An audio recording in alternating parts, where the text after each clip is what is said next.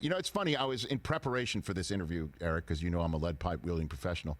I was wondering, how long has Eric had to wait for a first round draft selection from the Kansas City Chiefs? What's the longest Eric has had to wait for a first round draft selection from the Kansas City Chiefs? What do you mean? Well, I mean, like, because this is as long as you're gonna have to wait. Yeah. I mean, you're 32nd overall. You can't. That's as deep as you can possibly get. What I'm just saying is how the Super Bowl championship has brought you a long first draft night. And then I looked, like, the last time the Chiefs made a first round draft selection was Mahomes. That's the last time they made a first round draft selection. We moved up to get him. Yeah.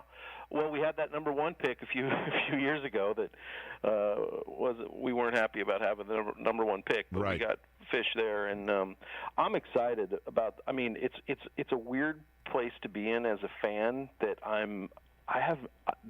love our draft right now because of the volatility of the board. First of all, not knowing who's going to go, where they're going to go. I think, like Brett V said, there's going to be a lot of surprises. So who knows who's going to be available at 32? But just given the coronavirus and the situation that we're all going through, the Chiefs are locked and loaded. Our team is basically what it was last year. So we don't have like the situation we had last year where we wanted McCole Hardman to come in and contribute immediately and learn the offense and learn the complicated schemes that Coach Reed comes up with. This year, we're not going to be asking that as much from rookies. Right.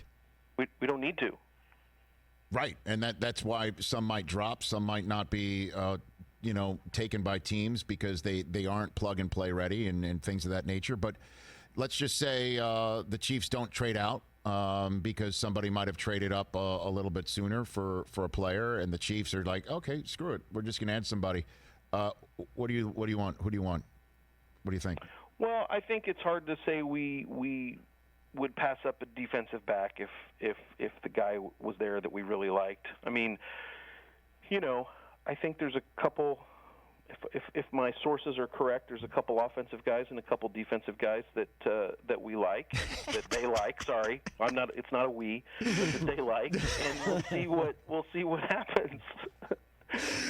By the way, you're talking like a general manager. There's some offensive and defensive players that you like. I mean, does that mean that you're not considering a punter or a kicker set 32nd overall? Yeah, I think we're going to take punter and kicker out of the equation. I think we're going to take quarterback out of the equation.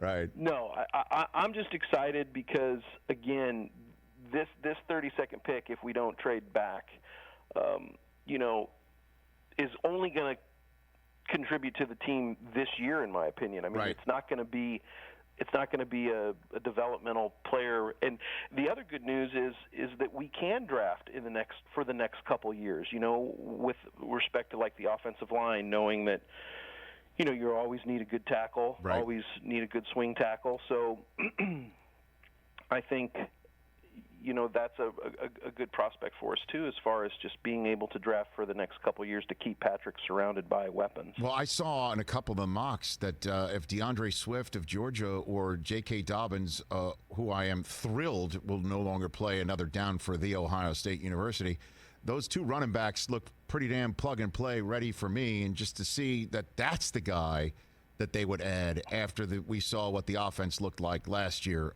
Oh my gosh, Eric, I would love to see that for you. That's for sure. Yeah, I like it too. I like our running back situation. The kid we just got from Texas Tech from the Raiders, and obviously Williams. When Williams is on, man, Williams is a beast. He is no slouch. There's no doubt. I know. But you can't do enough without it. I think linebacker that can move quick and pursue, cornerback, those are two, and always defensive line. I mean, I think we proved with our rotation last year with the defensive line, and other teams are as well. Having a deep defensive line is crucial in the NFL, especially with these guys that Lamar and the running backs or the quarterbacks that move around so well. Hey, you watched all the way to the end. Thanks for that. Watch more right here.